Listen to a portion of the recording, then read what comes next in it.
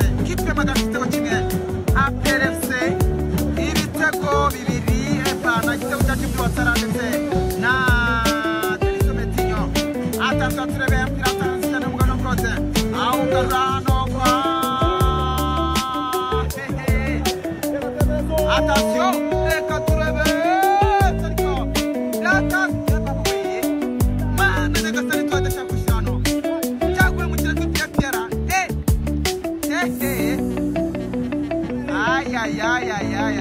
hakimu cyane kana amazi kwinjira kiwanja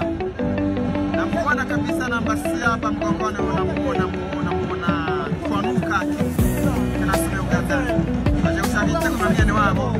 ngo rero ni seriko mwamasoko follow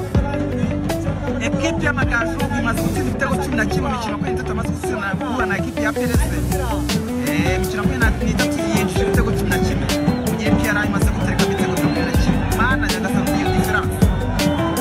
difference mamuyumva gutemye